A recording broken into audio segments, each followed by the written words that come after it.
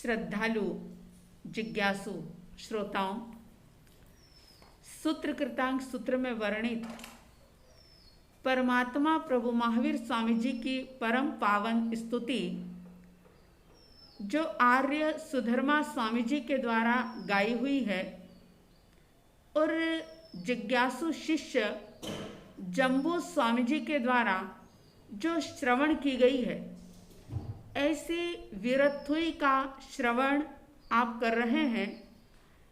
इस वीरथुई की 27 गाथा परिसंपन्न हुई थी। आइए 28वीं गाथा प्रारंभ करते हैं।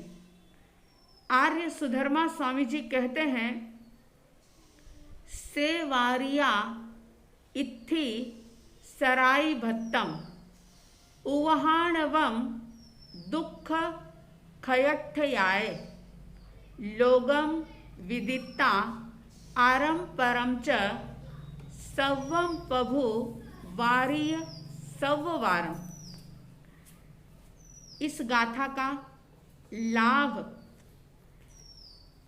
दुखों से मुक्ति है, क्योंकि इस गाथा का पारायण करने से और इस गाथा के अंदर जो संदेश दिया गया है, उस संदेश का पालन करने से, उसे जीवन में उतार लेने से कर्मों की निर्जरा हो जाती है, कर्म मल धुल जाता है। और जब कर्म मल धुल जाता है तो निश्चित रूप से दुख खत्म हो जाते हैं, क्योंकि दुख का कारण कर्म है। चाहे फिर वो भौतिक दुख हो, बाहर के दुख हो, मानसिक दुख हो या शास्त्रों में वर्णित महादुख हो। पता है ना आपको, 4 महादुख बताए परमात्मा ने। जन्म का दुख, बुढ़ापे का दुख, मृत्यु का दुख और रोग बीमारी का दुख।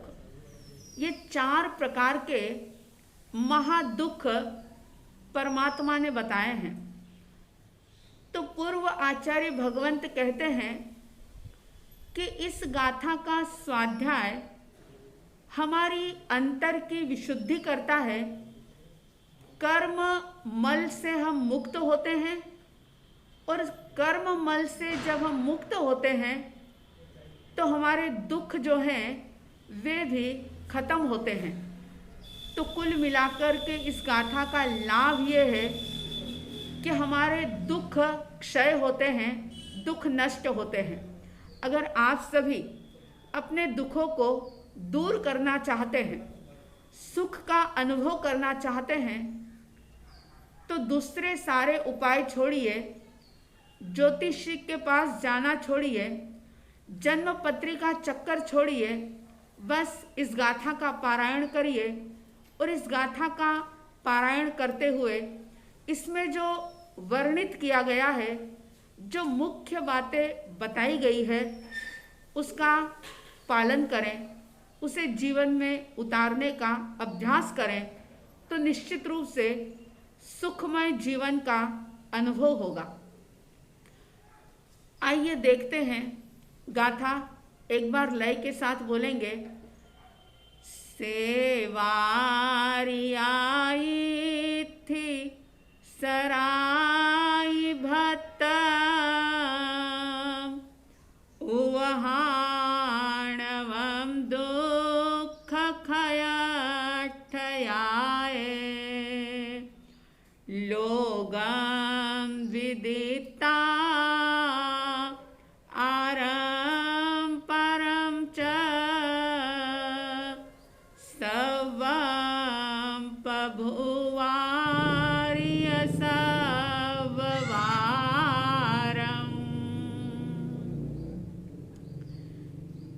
पहले पद का पहला शब्द लेंगे, सेवारिया इत्थि। से यानी वे भगवान महावीर जिनकी बात चल रही है। परमात्मा प्रभु महावीर ने मुख्य रूप से क्या संदेश दिया और कौन से एक महत्वपूर्ण नियम का पालन किया, जिस नियम के पालन से दूसरे सारे ही नियम स्वतः परिपालित हो जाते हैं। तो इसमें सुधर्मा स्वामी जी कह रहे हैं से यानी वे वर्धमान महावीर परमात्मा प्रभु महावीर वार्या यानी उन्होंने निवारण कर दिया था। किसका? तो बताया, सबसे पहली बात बताई इत्थि, स्त्री संसर्ग का त्याग कर दिया था, यानी अब्रह्म को उन्होंने छोड़ दिया था और अपने शिष्यों को, अपने अनुयायियों को ये संदेश दिया कि काम भोग जो है वे अनर्थों का मूल है। खाणी अनत्थान उकाम भोगा क्षणमित्त सुखा बहुकाल दुखा। ये काम भोग जो कि क्षण भर सुख का आभास देने वाले हैं और लंबे समय तक दुख की परंपरा को प्रारंभ करने वाले हैं, दुख देने वाले हैं। अनर्थों की खान है ये। काम भोग की लालसा व्यक्ति को पाप के कीचड़ के अंदर फंसा देती है। शास्त्रों में बड़ा ही सुंदर उदाहरण दिया जाता है कि जैसे कोई हाथी जिसको बहुत प्यास लग रही है और वो हाथी अपनी प्यास को बुझाने के लिए सरोवर पर या नदी किनारे पर गया है, लेकिन भूमि और पानी जहाँ है दोनों के बीच में कीचड़ है, दलदल है। अब वह हाथी पानी को देख रहा है और कीचड़ के अंदर से निकलने का प्रयास कर रहा है, लेकिन दलदल इतना गहरा है कि हाथी एक पैर बामुश्किल उठाता है तो उसके 3 पैर उस दलदल के अंदर फंस जाते हैं। जैसे हाथी दलदल में, कीचड़ में फंस जाता है तो उसका निकलना बहुत मुश्किल हो जाता है, ठीक इसी प्रकार से जो व्यक्ति काम भोगों की लालसा में फंस जाता है, भोगों के आकर्षण में जो मुग्ध हो जाता है, वह अपने जीवन में रही हुई सात्विकता को गंवा देता है, अपनी नैतिकता का पतन कर देता है, चारित्रिक पतन कर लेता है। वो भूल जाता है कि खाणी अनत्थान उकाम भोगा, ये काम भोग जो कि अनर्थों की खान है। देखिए कितनी बड़ी बात कही है। सिर्फ अनर्थ है ऐसा नहीं कहा, लेकिन खाणी अनत्थान उकाम भोगा, काम भोग अनर्थों की खान है। जीवन में कई प्रकार के अनर्थ करने वाले हैं, दूसरे बहुत सारे पापों को जोड़ने वाले हैं। क्योंकि एक अगर व्यक्ति अपनी इंद्रियों की जो विषय हैं उनकी पूर्ति के लिए अगर कोशिश करता है, प्रयास करता है, तो वो दूसरे कई सारे पापों का भी सेवन कर लेता है और दलदल में ऐसा फंसता चला जाता है। इसलिए आर्य सुधर्मा स्वामी जी कह रहे हैं कि सेवारिया इत्थि, उन्होंने इस स्त्री पुरुष संसर्ग का त्याग किया और अपने अनुयायियों को, अपने शिष्यों को संदेश दिया। इतिहास अगर उठा करके देखें तो ऐसे एक नहीं अनेक उदाहरण देखने को मिलते हैं कि इंद्रियों की वासना से प्रेरित होकर के किस प्रकार से अनर्थों के अंदर व्यक्ति फंस गया, कैसे उसने अपने जीवन का पतन कर लिया। बात आती है मणिरथ की। युगबाहु और मणिरथ दोनों सगे भाई थे। युगबाहु की पत्नी मदन रेखा जो बड़ी ही सौंदर्यशाली थी, पतिव्रता नारी थी, नारी उचित जो भी गुण होते हैं वो सारे मदन रेखा के अंदर साकार रूप में जीवित थे। एक बार की बात कि मदन रेखा अपनी दासियों के साथ छत पर टहल रही थी। बहुत पुराने ज़माने की बात है ये, जब घूंघट प्रथा होती थी, बहुत मर्यादाएं हुआ करती थी। नारी इस प्रकार से स्वतंत्र नहीं थी जैसे कि आज के समय में है। मदन रेखा जो अपने महल की छत पर टहल रही थी, कुछ सखियां भी साथ में थी, कुछ दासियां भी उसके साथ में थी, और अनायास संयोग ऐसा बना कि बाजू के महल की छत पर मदन रेखा के जेठ मणिरथ अनायास ही आ जाते हैं। और जब उन्होंने पास की छत से उस मदन रेखा को देखा, मदन रेखा जो अप्रतिम सौंदर्य की धारी थी, बहुत ब्यूटीफुल थी, और सिर्फ सुंदरता ही नहीं लेकिन सुंदरता के साथ साथ गुणवान भी थी। जब उसके रूप सौंदर्य को मणिरथ ने देखा तो मणिरथ एकदम से आसक्त हो जाता है, और जैसे ही मदन रेखा को देख करके वो आसक्त हुआ कि बस मन के अंदर चिंतन चलने लगा कि मुझे किसी भी प्रकार से मदन रेखा को प्राप्त करना है। आंखों के आगे पट्टी बंध गई। जैसा कि मैंने बताया कि खाणी अणत्थाण उकाम भोगा, ये परमात्मा महावीर ने कहा है। काम भोग अनर्थों की खान है, कई प्रकार के अनर्थ कराने वाले हैं। मणिरथ ने जैसे ही देखा तो वह आसक्त हो जाता है और मदन रेखा को पाने के लिए कोशिश करने लग जाता है। बहुत चालें चली, बहुत षड्यंत्र रचे, लेकिन शीलवती मदन रेखा जब इस बात को समझ गई, बहुत सावधान थी, वो सजग थी, पतिव्रता नारी थी, किसी भी प्रकार के आकर्षण में, भोग में फंसने वाली नहीं थी।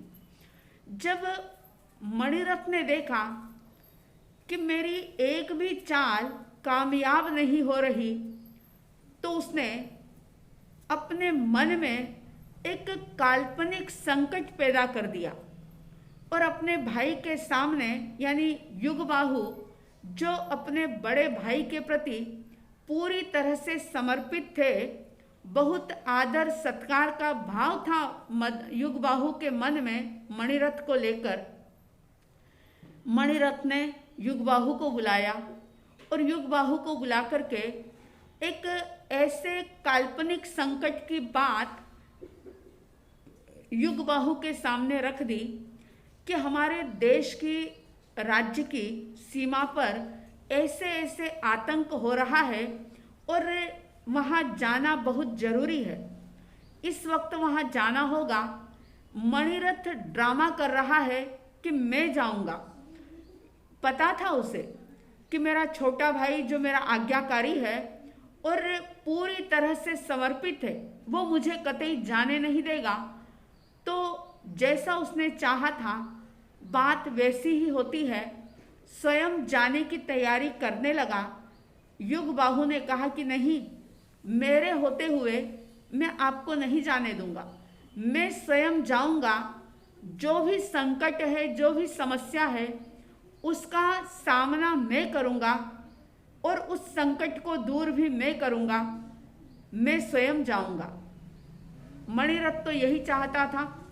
जैसा वो चाहता था वैसा ही हुआ और वह युगबाहु जो कि सीमांत पर, जहाँ मणिरथ ने बताया था, वहाँ पर पहुँच जाता है। इधर युगबाहु के जाने के बाद मणिरथ बहुत कोशिश करता है, कई प्रकार के प्रलोभन देता है मदन रेखा को, लेकिन जैसा कि मैंने आपको बताया कि जो व्यक्ति इन भोगों की अनर्थता को जान लेते हैं, जिनके अंदर धार्मिक संस्कारों का बीजारोपण हुआ होता है, वे अपनी जान गंवाना पसंद कर सकते हैं, लेकिन कभी भी चारित्र का पतन होना स्वीकार नहीं करते।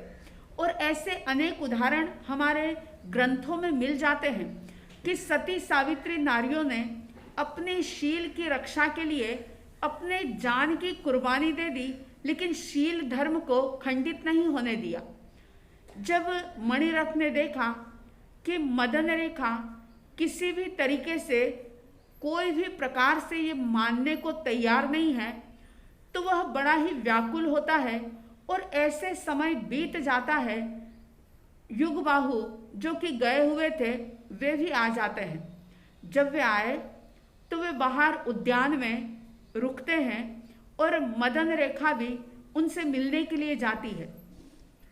इधर मणिरथ जिसने अंतिम हथियार अपनाया, देखिए जब भोग की कामना व्यक्ति के मन में जाग जाती है, फिर चाहे वो श्रोत इंद्रिय का विषय हो चाहे चक्षु इंद्रिय का हो, पांचों इंद्रियों में से किसी भी इंद्रिय का विषय क्यों ना हो, अगर व्यक्ति उन पर आसक्त हो जाता है, विकारी भाव भीतर में अगर आ जाते हैं, तो वह कैसे कैसे षड्यंत्र कर लेता है, किस प्रकार से अपनी मानवता, अपनी इंसानियत, अपने कर्तव्य, अपना धर्म, अपना फर्ज, सारा कुछ कैसे वो दांव पर लगा देता है।